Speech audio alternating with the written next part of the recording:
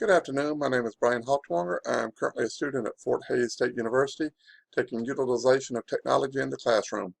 Um, in the Fort Hays classroom, you may see my name listed as Gene, but I do go by Brian. My stepfather was a Gene, and my father was a Gene, so a lot of Genes in the family. For my life, I'm 52 years old, so I'm a little bit older than your traditional student, but I got into education late because I was in the business world before. Worked for a newspaper, but newspapers are on the way out. Coming up June 13th, have been married for 2 years. There's a picture of my lovely bride. We're at Margaritaville at Myrtle Beach. When that picture was taken,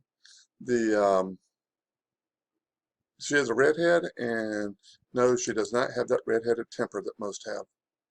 I have my undergraduate degree from Limestone College. Not in education, it is in business administration and management.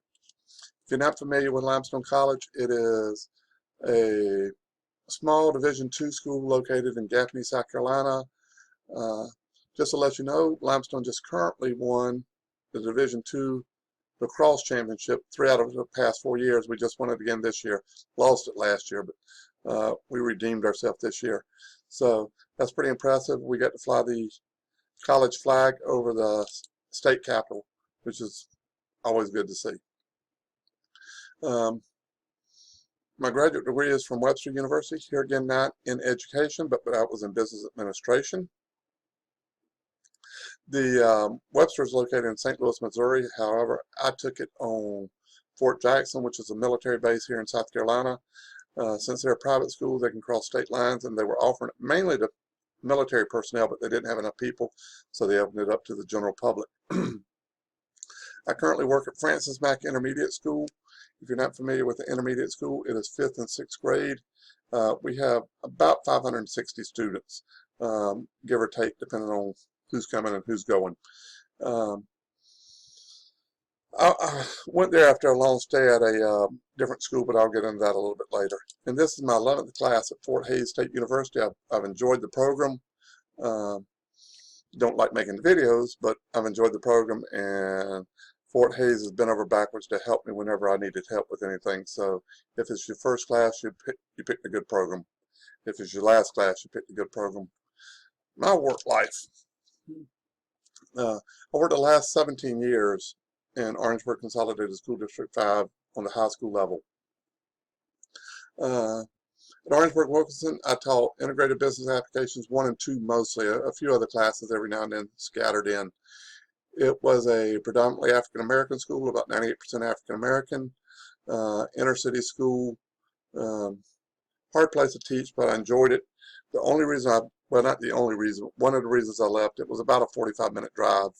So the last year in Orangeburg 5, I taught at the Technology Center. Sounds more impressive than it actually is what they would have called a vocational school in the old days. While I was there, I taught integrated business applications 1 and 2, business law, entrepreneurship, and marketing. Some other classes that were offered at the school were like cosmetology, auto body, auto mechanics, barbering, culinary arts.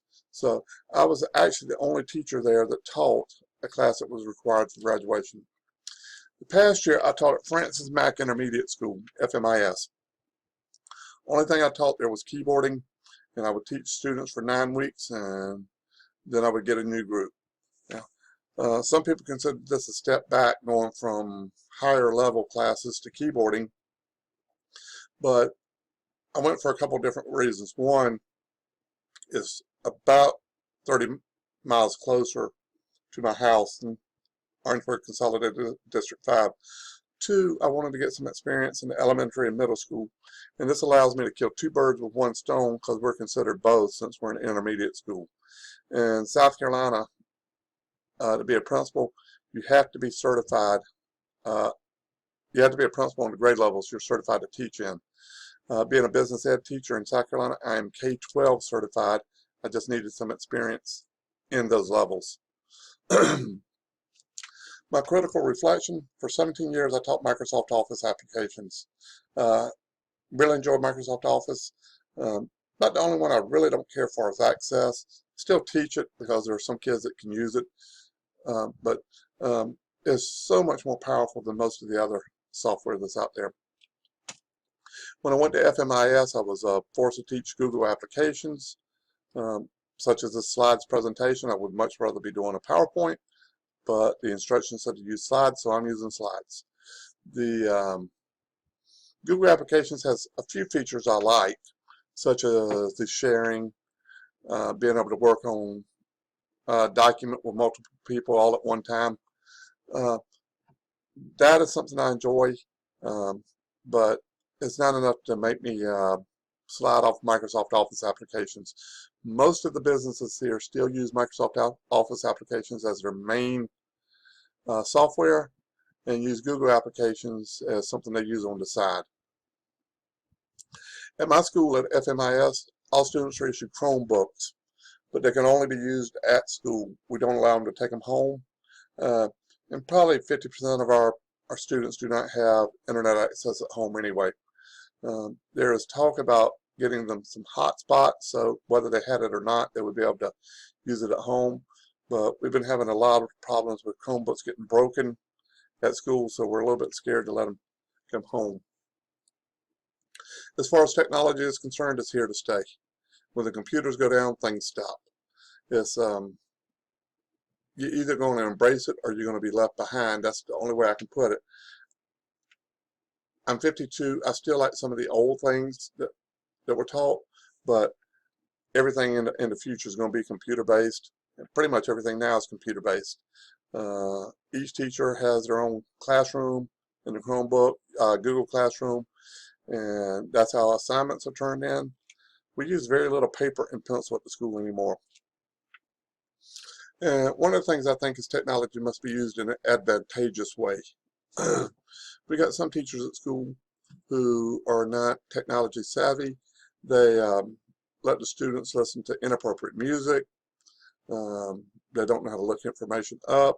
They still use more paper and pencil than the other teachers, and they're very uncomfortable with technology, yet they refuse to do anything about it. So that's going to have to change. My use of technology in the classroom, I use technology every day. That's what I teach, and I've been using it for 18 years. So it's changed a lot over the years. What I used 18 years ago, you couldn't even give away now. And 18 years ago, it was cutting edge. I'm better than the average teacher. Well, at my school, I am. But I do not use technology as well as I would like. Sometimes I have a tendency to be a bit lazy when I get home from school. I don't want to do anything with school. And I know this.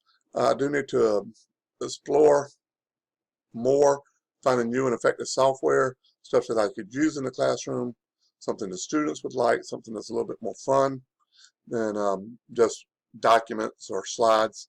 So I do need to get better at that. Once I learn a new program, I'm fairly efficient at being able to incorporate it in my lessons. My biggest problem is I don't go out and find enough new programs to put into my lessons.